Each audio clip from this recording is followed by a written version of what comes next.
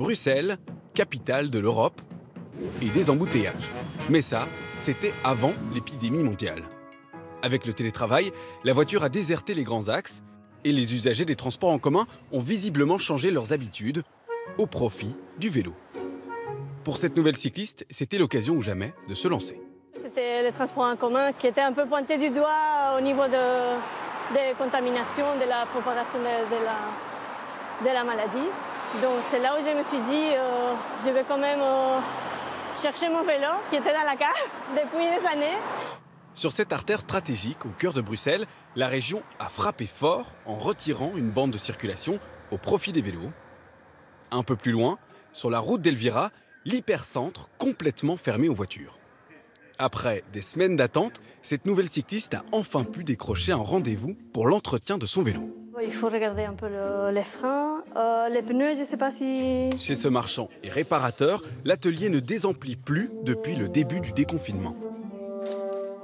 Il y a tout le temps de la demande. Même quand on est fermé, il y a des gens devant la porte qui veulent qu'on ouvre. Depuis le confinement, on vend presque 20 vélos par jour. Normalement, c'est plutôt 4 par jour. Mais il ne suffit pas de s'acheter un vélo pour être un cycliste. Encore faut-il savoir rouler avec. Alors ici, c'est un cours pour adultes débutants à vélo. Donc c'est les adultes qui, il y a 3 semaines, n'étaient jamais montés sur un vélo. Et ils sont venus à un premier cours où ils ont appris à pédaler. Et on va s'entraîner à des choses un peu plus complexes, des montées, des descentes, changer les vitesses, etc. Pas de panique. Tu respires, tu regardes, et quand tu veux, tu y vas. Ok, à gauche, à droite. Je suis sûr que toi, ça sera beaucoup plus facile quand tu vas pédaler.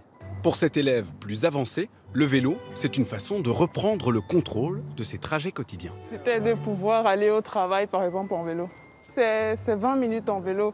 Et en transport en commun, c'est 45 minutes, voire parfois 1 heure parce qu'on attend le bus. Et je me dis, au moins en vélo, c'est moi qui contrôle.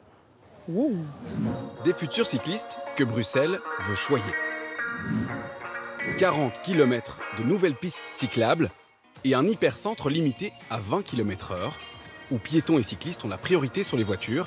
Pour les écologistes bruxellois, c'était le moment ou jamais. C'est vraiment une sorte d'accélérateur pour les projets qui étaient en cours, pour créer plus de place pour tous les usagers, les visiteurs du centre-ville qui vont revenir, qui sont en train de revenir dans le centre-ville. Mais la capitale belge est allée encore plus loin. Au bois de la Cambre, le poumon vert de Bruxelles, la moitié des axes routiers est désormais interdite à la circulation. Ici, plus aucune voiture, ou presque, et des promeneurs conquis. C'est toujours ça de prix, à Bruxelles. Il y a tellement peu d'espace où c'est vraiment réservé aux piétons. Oui, c'est une bonne chose. Au plus on aura d'espace sans automobile, et au mieux ça ira. Voilà. Mais les voitures sont loin d'avoir disparu. Elles se sont reportées sur l'autre partie du bois, totalement embouteillées aux heures de pointe. Une aberration pour le maire de cette commune avoisinante.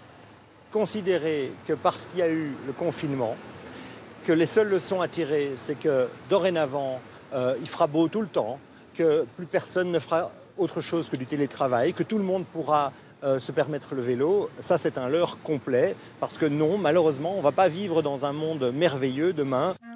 Bruxelles a encore du chemin à faire pour devenir une ville apaisée, mais le confinement aura permis de mettre un sérieux coup de pédale dans une capitale pensée pour la voiture.